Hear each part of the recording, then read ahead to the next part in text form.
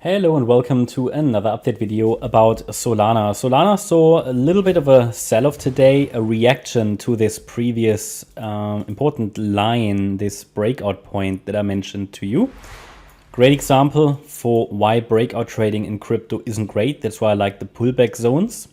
But that's just as a side note. The idea is unchanged, that we could still see this wave 5 develop to the upside. However, probably not really in a third wave of wave 5 here at the moment. Well, maybe we might be in this third wave of the wave 5, but it could all be an ending diagonal. We are going to explore that in this video. First of all, I'd like to stay on the shorter time frame in this video. In the video earlier today, we took a look at the larger time frame as well. But yeah, just looking here at the 1 hour chart, the situation is still that there is a short-term bullish, short-term bearish scenario. I just want to mention it for everybody who's new on the channel. Let's start with the not really preferred one, but also likely one. It's just a little bit less likely for me, and that's just because we are holding above support levels at the moment. Okay, so the short-term bearish one is that a larger degree third wave topped here on the 25th of December.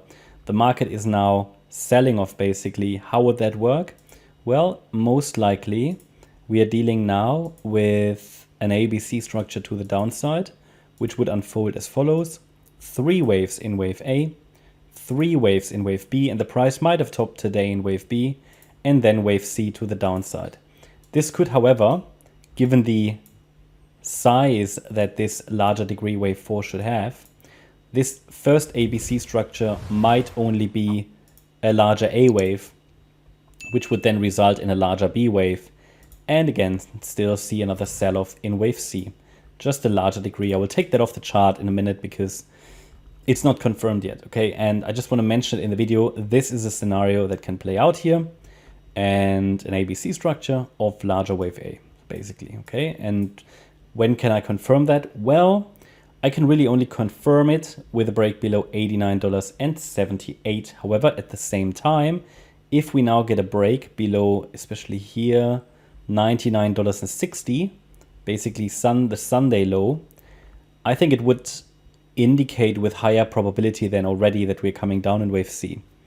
It just would look odd to reset the wave 4 with the movement that we've had. It would look better than that the yellow count plays out. So to keep the white count really most likely, I would like to see the price hold above the $99.60 level, the Sunday low. Okay, so just to mention that. But really the key level is at $89.80 when probabilities for the white count will reduce even further should we see a break below that level. Okay, so let's take out the yellow count microstructure. And now that we've covered the bearish count, short-term bearish, because after this larger degree fourth wave, we should still see a larger degree fifth wave to the upside. But in the short term, the idea is still that we are now in wave 5 of 3. That's at the moment an assumption, even though I don't like here the pullback. Let's take a look at options. So how can this wave 5 unfold? So first of all, because it's a fifth wave, it can technically unfold as an ending diagonal, or it can unfold as an impulse. This price action doesn't look impulsive, so it would have to be some kind of a diagonal. This initial wave 1 is very unclear, but this here could be an ABC structure, ABC. This could then be a larger ABC in wave 3. We need to check what are actually the minimum expectations for wave 3. And typically we're looking for the 1.38 extension. Let's see if it was reached. Minimum would be the 1.236. And that was actually reached. So, I mean, it is technically possible wave 3 finished, but then we would probably struggle to form a higher high in wave 5. So therefore, I would rather suggest that wave 3 should extend. And in fact, this is just an A, B with a C wave to come. That would be my preferred outcome. Bear in mind, we're looking here really at microstructures. They can change a lot. They're also not so reliable like not as reliable as the larger patterns. So that means in the microstructure, this could be an A, B, C. Is a bit speculative. If it's a diagonal, we can't really trust it. But if it's an ABC, then this gives us a micro support. And the micro support is typically the 78.6 retracement level. There we go.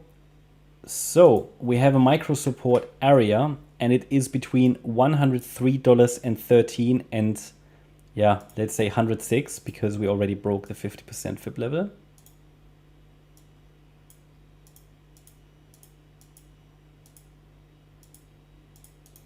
It's basically this for the B wave.